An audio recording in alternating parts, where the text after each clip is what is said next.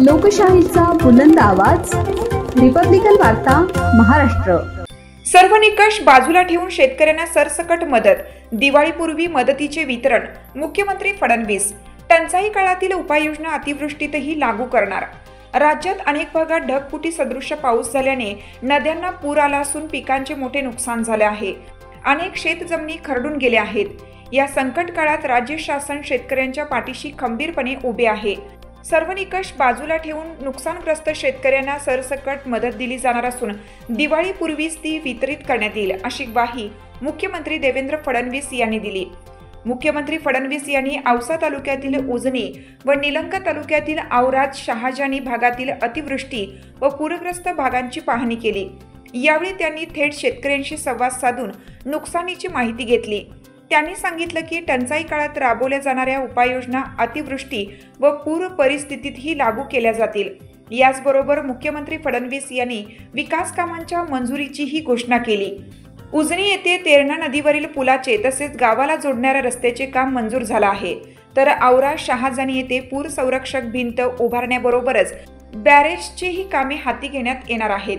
या पाहणी दौऱ्यात जलसंपदा व आपत्ती व्यवस्थापन मंत्री गिरीश महाजन, सार्वजनिक बांधकाम मंत्री व लातूर जिल्ह्याचे पालकमंत्री शिवेंद्रसिंहराजे भोसले, खासदार ओमप्रकाश राजे निंबाळकर, आमदार अभिमन्यू पवार, आमदार संजय बनसोडे, आमदार रमेश कराड, आमदार राणा जगजितसिंह पाटील, आमदार कैलास पाटील, माजी आमदार बसवराज पाटील, जिल्हाधिकारी वर्षा ठाकूर घुगे, पोलीस अधीक्षक अमोल तांबे हे उजनी येथे उपस्थित होते।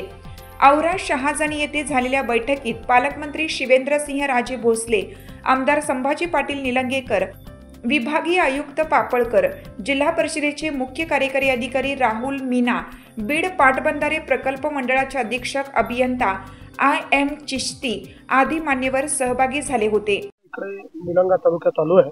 औरादमध्ये मी या ठिकाणी आलो आहे।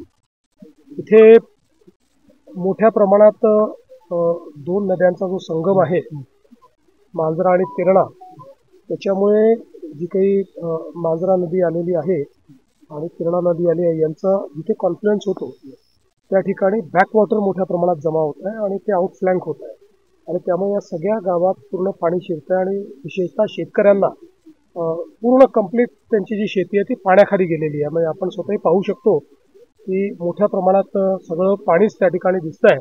म्हणजे एकीकडे पिकाचं तर नुकसान आहेच, पण जमीन वाहून चाललेली आहे, खरडून चाललेली आहे, अशा ती परिस्थिती आहे। सगळ्या प्रकारची मदत तर सरकारच्या वतीने करणारच आहोत, पण आता इथला प्रश्न देखील आम्ही समजून घेतलेला आहे। याच्यामध्ये काही बॅरेजेसचे कामं आपल्याला करावी लागतील, कारण अलीकडच्या काळात आपण पाहतोय की अशा प्रकारचे इव्हेंट्स वाढत आहेत। म्हणजे पाऊस जो आहे हा महिन्याभराचा 3 दिवसात पडतो आणि मग एकदम डिस्चार्ज जो आहे हा खूप मोठ्या प्रमाणात वाढतो आणि मग अशा वेळी ज्यावेळी दोन नद्या एकत्रित येतात त्यावेळी एका नदीच्या फ्लोमुळे दुसऱ्या नदीचा फ्लो वाढतो आणि मग ते पाणी आतमध्ये येतं आणि म्हणून त्या ठिकाणी काही बॅरेजेस आता सुचवलेले आहेत आपले संभाजी पाटील निलंगेकरांनी, ते आम्ही तयार करणार आहोत आणि एक आपल्याला पूर संरक्षक भिंत देखील या भागामध्ये बांधावी लागेल, तरच आपण इथल्या शेतकऱ्यांना आणि गावकऱ्यांना त्या ठिकाणी मदत करू शकू।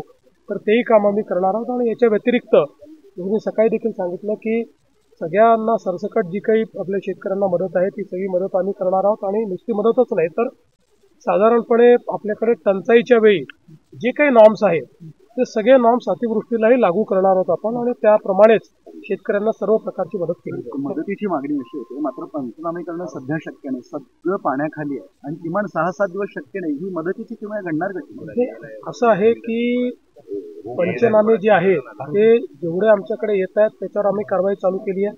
बाकी आम्ही सांगितलं आहे जिथे करणं शक्य नसेल तिथे नुसतं ड्रोनने देखील पंचनामा केला तरी चालेल, ड्रोनचा पंचनामाही आम्ही मान्य करून घेऊ आणि म्हणूनच आपल्याला केवळ आपल्या रेकॉर्डला त्या भागात पाणी गेलं एवढंच आपल्या रेकॉर्डला असलं पाहिजे। ड्रोनचा पंचनामा देखील आपल्याला मान्य असेल, कोणी मोबाईलवर फोटो काढूनही आपल्याला दिला तरी तो पंचनामा आपण मान्य करू, काही अडचण नाही आहे। त्यामुळे कुठेही आणि आपण सगळ्यांनाच यंत्रणेलाही सांगितलंय की यंत्रणेनेही थोडं लिनियंट राहिलं पाहिजे, अशा वेळी खूप नियम सांगणं वगैरे करू नये, जास्तीत जास्त जी काही मदत करता येईल ती करायची। मदत मिळेल ही दिवाळीपूर्वीच आपण मदत देणार आहोत। आपले जे NDRFचे नॉर्म्स आहेत ते आता केंद्र सरकारने रिवाईज केलेले आहेत, ते रिवाईज नॉर्म्स पूर्वीपेक्षा त्यांनी वाढवलेले आहेत।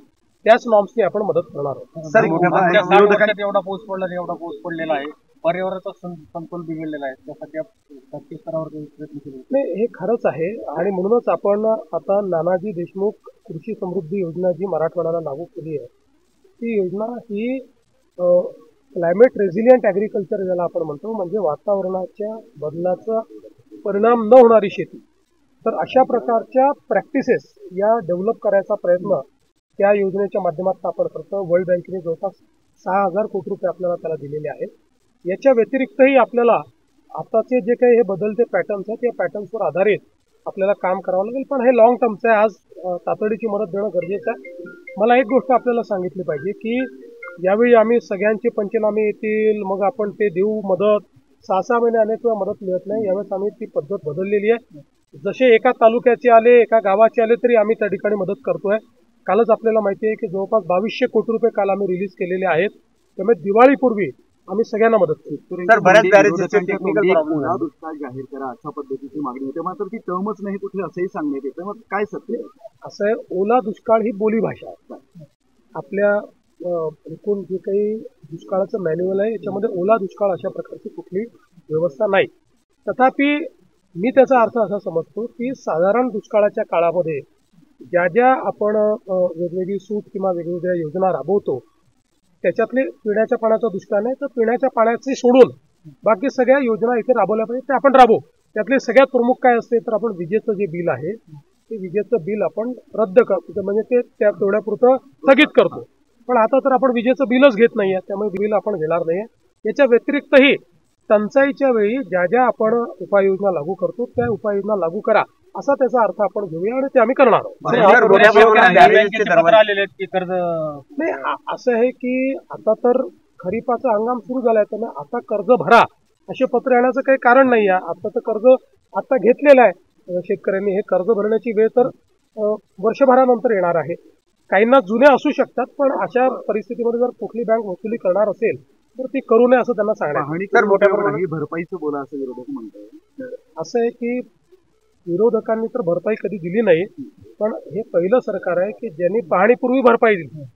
पाहणीपूर्वी 2200 कोटी रुपये रिलीज करून पाहणी करण्याकरता आम्ही आलेलो आहोत. त्यामुळे मला असं वाटतं की शेतकरी ज्यावेळेस आपला दुःखी आहे अशा काळामध्ये निव्वळ राजकारण करायचं हे योग्य नाही आहे. कधीतरी त्यांनी आरशात पाहिलं पाहिजे. त्यांच्याही काळात वेगवेगळ्या वेळी अशा प्रकारची आपत्ती आल्यानंतर ते कसे वागले, त्यांनी काय केलं हे त्यांनी बघितलं पाहिजे. सरकारने जे जास्तीत जास्त शेतकऱ्यांकरता करता येईल ते केलं पाहिजे. सरकारच्या काही मर्यादा असतात, त्या मर्यादेच्या किती बाहेर जाता येईल तेवढं बाहेरही गेलं पाहिजे. ते जाण्याचा प्रयत्न आम्ही करू. सर, मोठ्या प्रमाणात बॅरेजचे बरेचसे जे शेती त्याचे दरवाजे उघडले गेले नाही, टेक्निकल प्रॉब्लेम आला, त्यामुळे पाणी मोठ्या प्रमाणात शेतात गेलेलं आहे, नुकसान झालंय शेतकऱ्यांचं. ह्या टेक्निकल विषयावर म्हणजे काय झालंय की आता खूप काही बॅरेजेस खूप जुने झालेले आहेत, त्यामुळे त्याची जी सिस्टीम्स आहेत त्या नीट ऑपरेट होत नाही. त्यामुळे आता याचा एक रिनोव्हेशनचा कार्यक्रम आम्ही हातामध्ये घेऊ, तो नव्याने तयार करू आणि अशा प्रकारच्या बॅरेजेसमध्ये आता नवीन पद्धतीचे दरवाजे हे आता तयार झालेले आहेत, जे अधिक एफिशियंट आहेत. तर त्याचा एक कार्यक्रम आम्ही हातामध्ये घेऊ. सर, म्हटलं जातं की मराठवाडा कायम दुष्काळग्रस्त होता, त्यामुळे इथं जर खूप पाऊस किंवा खूप पाणी आलं तर पूर परिस्थिती सांभाळण्याची यंत्रणाच कधी निर्माण झाली नाही आणि त्याचाही फटका बसतोय. नाही, हे खरं आहे. म्हणजे इथे पूर तसा फारसा कोणाला माहिती नाही, पण यावेळेस तो पूर आलेला आहे. पण त्याहीपेक्षा कुठलेही म्हणजे जिथे पूर येतो तिथेही इतका जर पाऊस एकत्रित आला तर त्यावेळी धरणाचं पाणी सुटतं, फ्री कॅचमेंटमध्ये जो पाऊस पडतो त्याचं पाणी, त्यामुळे ते हँडल करणं कठीण आहे. म्हणूनच वातावरणातल्या बदलाचा जो परिणाम आपल्याला पाहायला मिळतो आणि म्हणजे हा दुर्दैवाने पूर्ण भारतामध्ये आपल्याला दिसतोय. म्हणजे आज भारताच्या अन्य राज्यातही तो आपल्याला दिसतो. त्यामुळे गांभीर्यानेच याच्याकडे बघावं लागेल. आपल्याला क्लायमेट रेझिलियंट अशा प्रकारचं म्हणजे वातावरणातल्या बदलामुळे जो परिणाम होतोय तो कसा आपल्याला ॲब्झॉर्ब करता येईल अशा प्रकारे पीक पद्धती देखील पुढच्या काळामध्ये तयार करावी लागेल. ज्यांच्या जमिनीत खरडून गेल्या, जमिनीमध्ये मातीच राहिली नाही, त्या संदर्भात काय उपाययोजना? ज्या जमिनी खरडलेल्या आहेत त्याकरता आपला एक स्टँडिंग ऑर्डर आहे, त्याला आपण मदत करतोच. पण आता आमच्याकडे मागणी आली आहे की ही मदत कमी पडेल, ही वाढवली पाहिजे, तर ती सरकार वाढवेल. रिपब्लिकन वार्ता महाराष्ट्र न्यूजसाठी जिल्हा प्रतिनिधी Sagir Momin, Latur. Subscribe now and press the bell icon. Never miss an update.